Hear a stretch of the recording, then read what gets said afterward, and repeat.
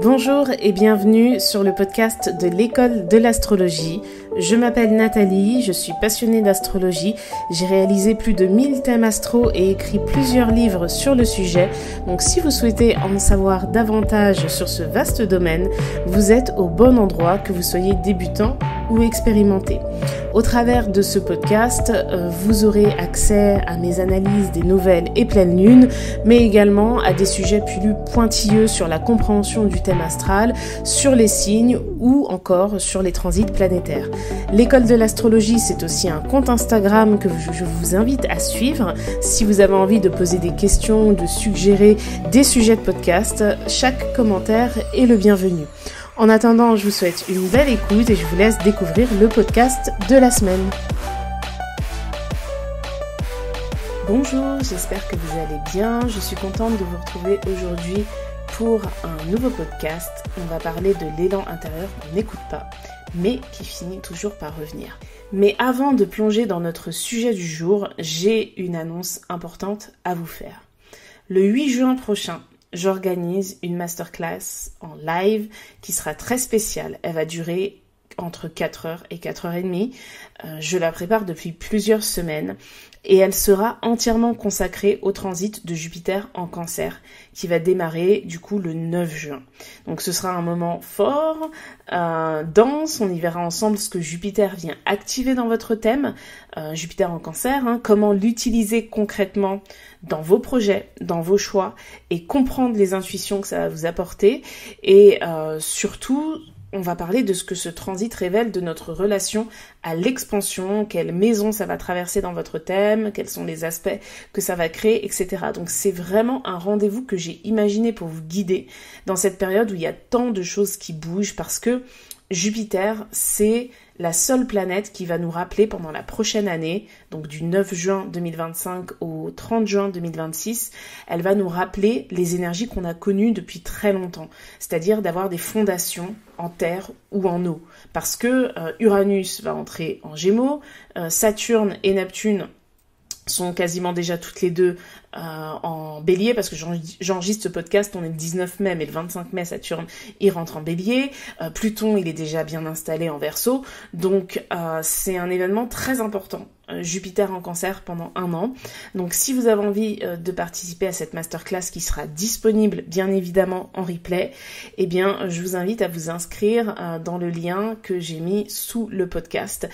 C'est une masterclass qui coûte 45 €, il y en a pour 4 heures, 4h30 et vous aurez accès au replay, vous pourrez poser toutes les questions que vous souhaitez.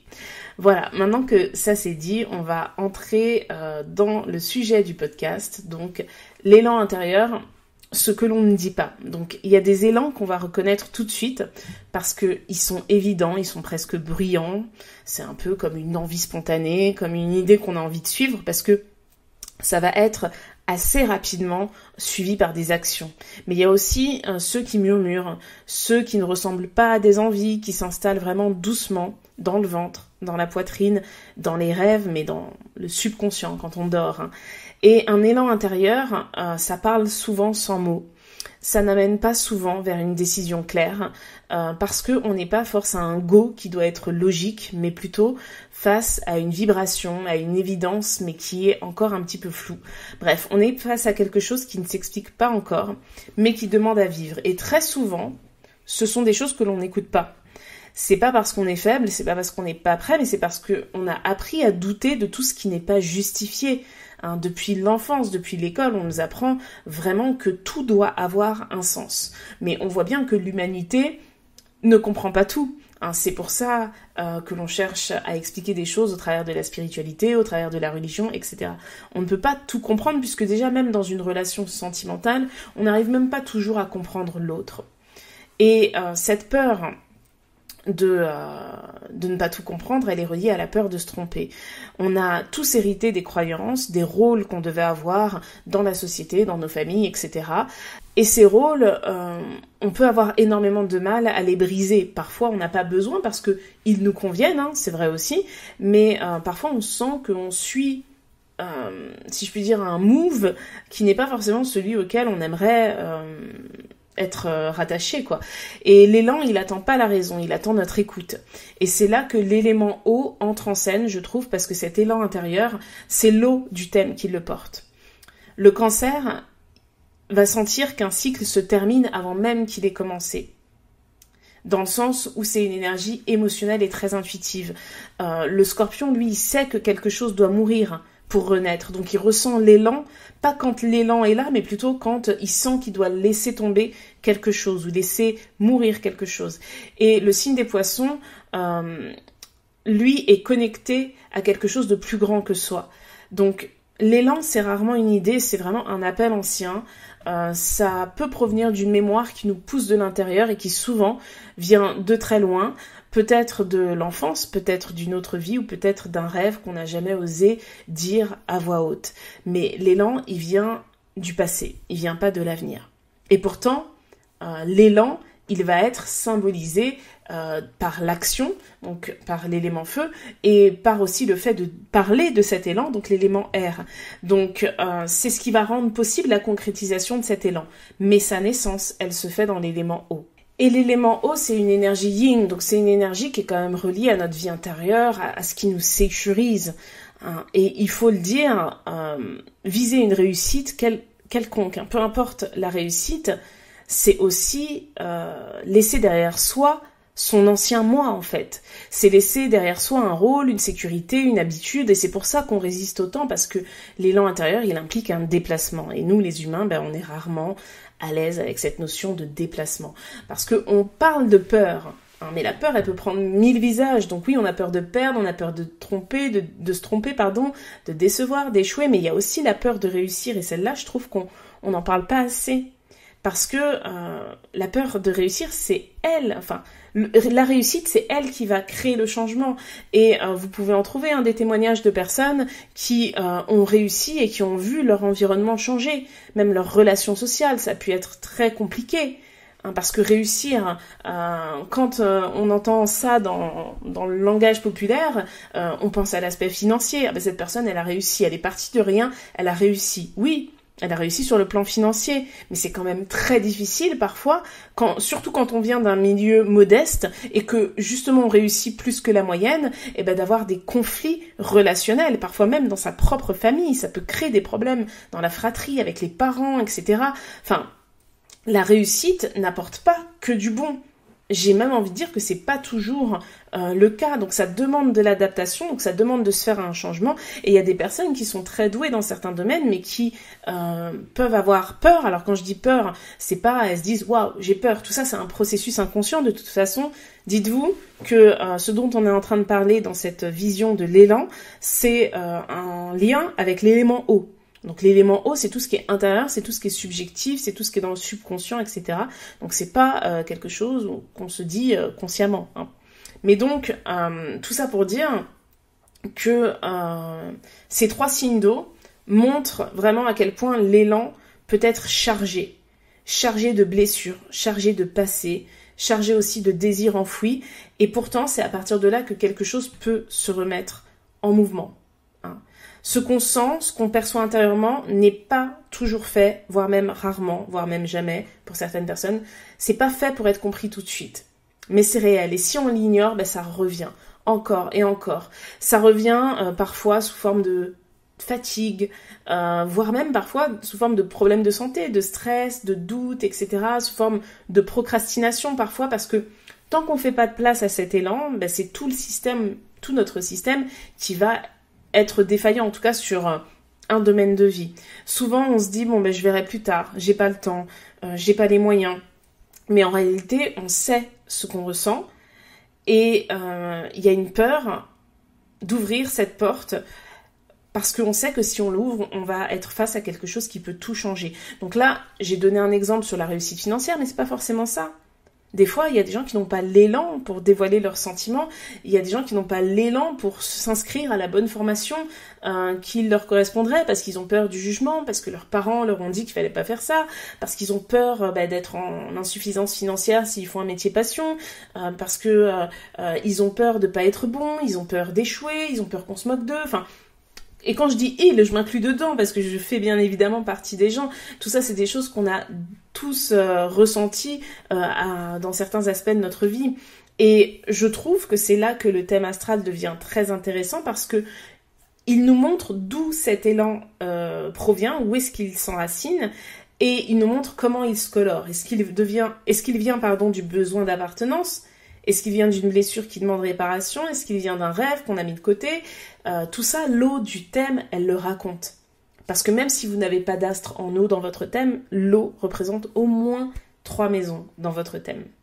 Donc aujourd'hui, la question que j'ai envie de vous poser, c'est est-ce que vous sentez quelque part en vous un mouvement que vous n'avez pas encore osé suivre ? Est-ce qu'il y a une évidence qui est floue, un appel qui est diffus, une envie de changement que vous repoussez sans arrêt ? Peut-être que c'est ça, votre élan intérieur.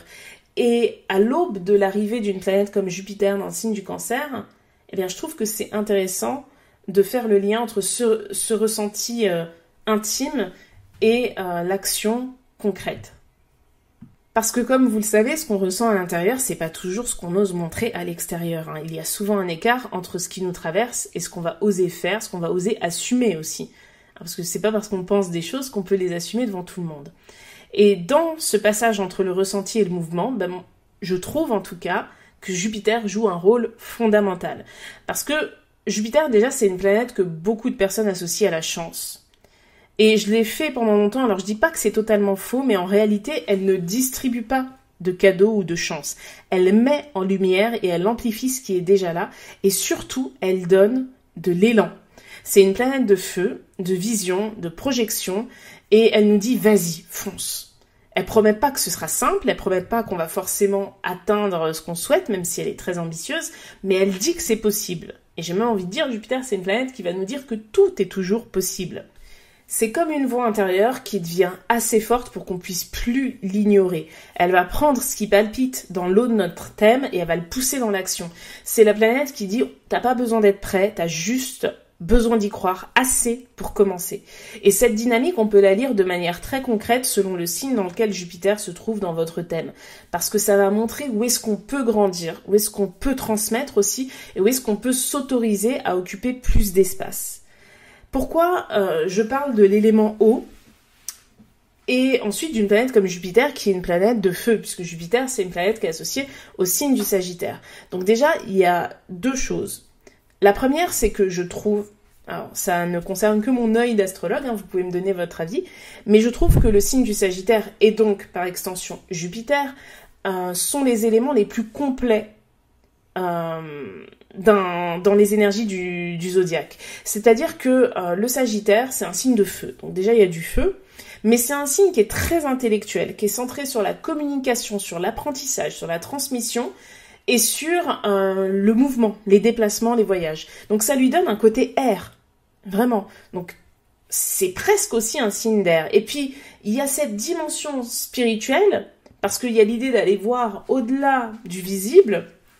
C'est un astre, le Sagittaire c'est une énergie qui va représenter aussi le rapport à la foi, ça lui donne un côté eau.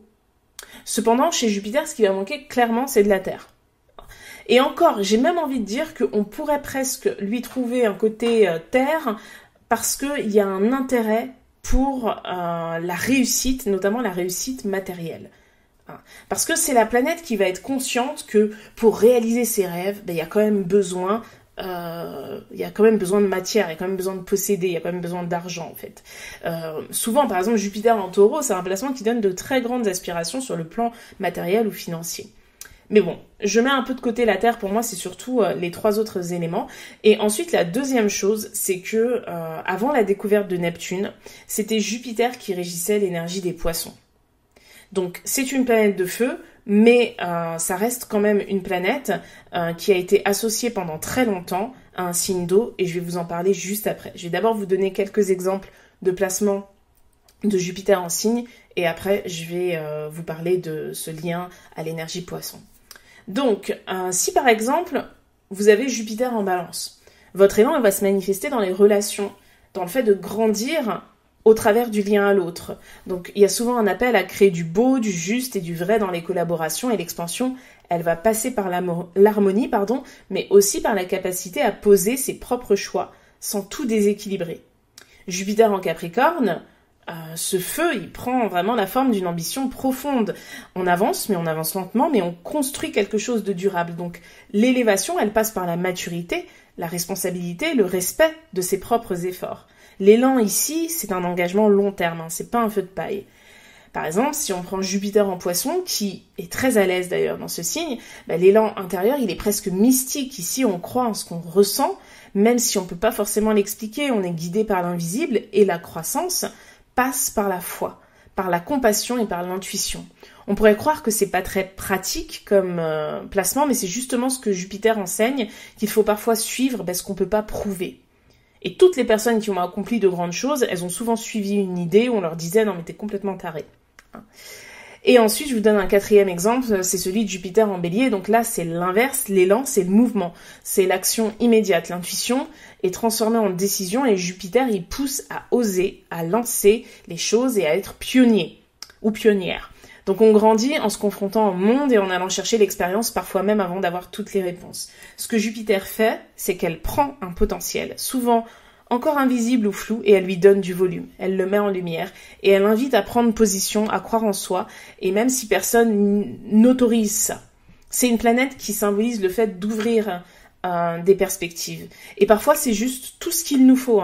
Un moment où on arrête de réduire nos rêves à ce qu'on pourrait croire, à ce qu'on croit pouvoir faire, un moment où on élargit le champ et où on se dit « et si c'était possible, et si je pouvais essayer ?»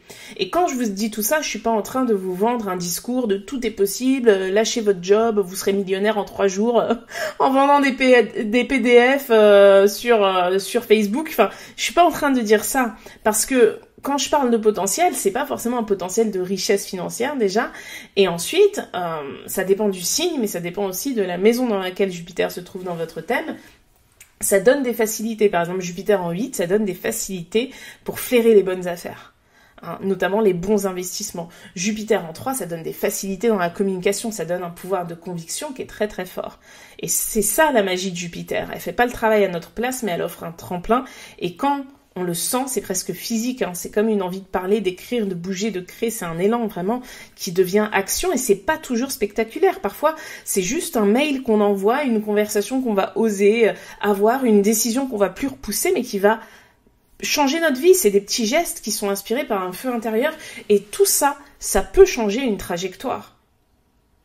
Et même la trajectoire d'autres personnes. Et je vais prendre un exemple qui est l'exemple du choix du lieu de vie.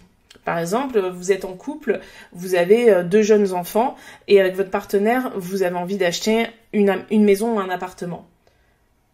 Vous allez choisir où est-ce que vous avez envie de vivre. Sans doute par rapport à votre lieu de travail, sans doute aussi par rapport à vos choix. Il y a des personnes qui préfèrent vivre en ville, des personnes qui préfèrent vivre à la campagne, des personnes qui aiment bien un mix des deux, etc. Ce choix, il va avoir un impact considérable sur votre vie. On s'en rend pas compte parce que c'est normal, on cherche un appart, etc.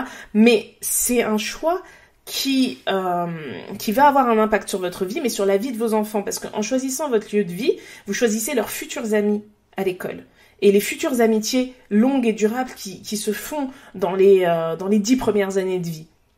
Et ça, c'est le lieu de vie que les parents choisissent qui va déterminer en quelque sorte la population à travers laquelle vos enfants ils vont avoir ce choix d'amitié dans leur enfance. Parce qu'ils vont aller à telle école, parce qu'ils vont aller dans tel centre aéré, ils vont aller dans telle bibliothèque, etc. Ils vont faire telles activités de cette ville, etc. Donc, vous voyez, l'exemple que j'ai donné avec le mail, et si c'était possible, et si je pouvais essayer, ben voilà par exemple un couple qui essaye d'acheter un logement, et il se dit, ouais mais ça c'est un peu cher, mais si on essaye de négocier, vas-y on tente. Vous voyez, c'est pas quelque chose d'extraordinaire, je suis pas en train de vous dire Jupiter en millionnaire, etc. Mais juste le fait d'avoir osé ça, si derrière ça marche, ça peut changer la vie de plein de personnes autour de vous. Donc, Jupiter, ce qu'il dit, c'est qu'il faut oser. Alors, c'est vrai que c'est pas une énergie qui est dans la mesure, donc il va pas toujours prendre en considération tous les risques, mais ça tombe bien, vous avez des signes de terre aussi dans votre thème.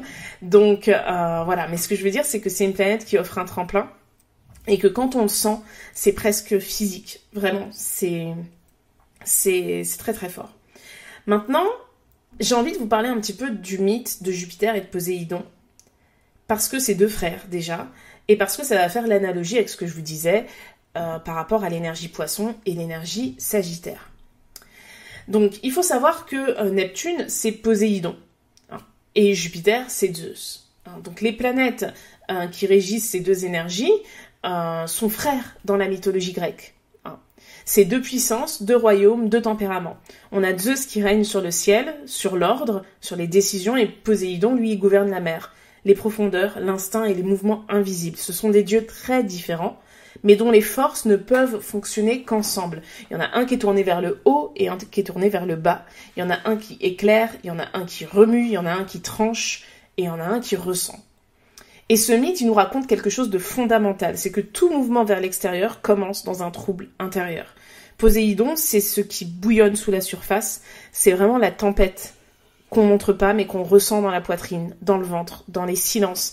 C'est aussi la nostalgie, la peur, le rêve, la blessure, tout ce qui n'est pas encore formulé. Et j'ai même envie de dire que c'est aussi une certaine partie qu'on ne connaît même pas de nous consciemment, puisqu'il représente aussi tout ce qui est relié au passé antérieur. Zeus, lui, donc Jupiter, ça va être l'élan, c'est le moment où on se lève, où on parle, où on agit, c'est un coup de tonnerre. D'ailleurs, Zeus, ça lui va bien. C'est le cap que l'on décide de prendre. Et entre les deux, il y a un pont, une transmutation. Ce que la mer ne dit pas, quand je dis la mer, je parle de l'océan, le ciel peut le révéler, mais à condition d'écouter. L'élan intérieur, donc Poséidon, donc Neptune, remonte des profondeurs, mais il ne prend forme dans la vie que si Zeus, donc Jupiter, lui ouvre le ciel. Et c'est exactement ce que fait Jupiter en astrologie, parce que Jupiter, c'est Zeus.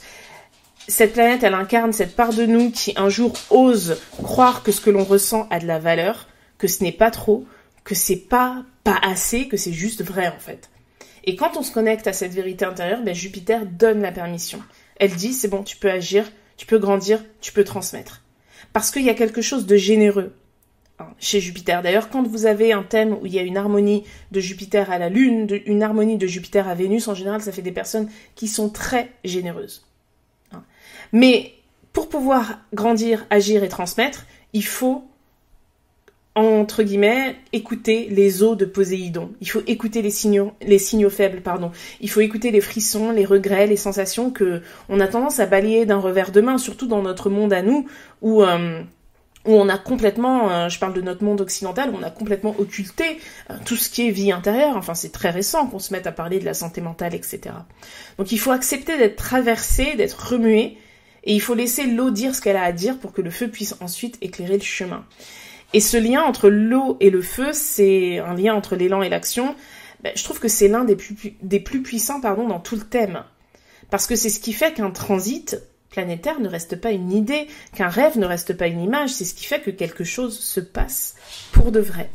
Donc l'élan, dans un thème, on le voit dans l'eau, Cancer, Scorpion, Poisson, mais l'action, on la voit plus dans le feu, Bélier, Lion, Sagittaire. Et au milieu, il y a Jupiter. Cette planète qui capte l'appel flou de l'eau et qui dit tu peux. Tu peux y croire, tu peux essayer, tu peux échouer et recommencer. C'est pas forcément la réussite que Jupiter cherche, en réalité c'est le mouvement. C'est le moment où on se lève et on se dit bon, je vais le tenter en fait.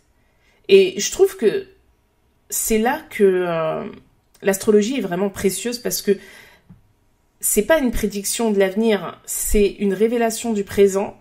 Et ça montre, quand on analyse le thème astral et quand on analyse Jupiter sous cet angle, où est-ce que ça pousse déjà en soi. Ça met en lumière les graines qui sont prêtes à germer et ça rappelle surtout qu'on n'est pas en retard. On est exactement là où on doit être. Alors peut-être que ce feu intérieur, parmi vous, il y a des personnes qui le ressentent déjà. Il y a des gens qui l'ont déjà suivi. Les transits de Jupiter sur le thème, quelque part, ça vient tous les ans, changer de signe et activer cet élan-là dans un secteur de vie où peut-être on n'a pas l'habitude d'avoir cet élan-là, puisque Jupiter est à un seul endroit dans notre thème. L'énergie Sagittaire, est à un seul endroit dans notre thème. Il y a des personnes qui ont plein de planètes en Sagittaire et des personnes qui n'en ont aucune. Donc, c'est vrai que c'est quelque chose qui est hyper intéressant, je trouve, à analyser. D'ailleurs, j'attends vos retours en commentaire. Et je trouve que c'est important parfois, alors quand, bien sûr, les circonstances s'y prêtent, et surtout quand on a envie de dire oui à son rythme, de dire oui à son élan, et oui à sa propre définition de la réussite, parce que je trouve que ce qui fait le mal de beaucoup de personnes, c'est que quand on parle de réussite, la définition de la réussite est la même pour tout le monde. C'est ce que je vous disais tout à l'heure. Quand on dit « Ah, lui, il a réussi ça veut dire qu'il a bien gagné sa vie. Ça s'arrête là, en fait. Donc, si vous ressentez tout ça, si ça vous intéresse d'en savoir plus, je vous invite vraiment à venir voir plus loin, plus profondément et plus personnellement, et à vous inscrire à la masterclass du 8 juin parce que on va vraiment travailler sur la symbolique de Jupiter en Cancer. C'est une masterclass qui est 100% en live, c'est pas des vidéos préenregistrées. Donc n'hésitez pas à venir si vous voulez. Le lien il est sous le podcast, il est sous la vidéo YouTube. Et j'espère vraiment que ça vous plaira parce que je trouve que c'est vraiment très important de bien comprendre ce transit de Jupiter en Cancer, qui restera la dernière planète semi-lente, dans une énergie d'eau, dans un monde où tout doit aller vite, tout doit aller dans l'action, et où justement la vie intérieure sera complètement occultée. Donc je vous remercie vraiment du fond du cœur d'avoir écouté ce podcast jusqu'au bout. Et merci à vous aussi d'être à l'écoute de ce qui brûle en vous, parce que c'est important pour vous en tant qu'individu, c'est important pour moi aussi en tant qu'individu de le faire, mais si on le fait, je pense que c'est une manière individuelle de participer d'une certaine manière à un monde un petit peu meilleur. Voilà. Je vous souhaite une excellente fin de journée et je vous dis à la semaine prochaine pour un prochain podcast.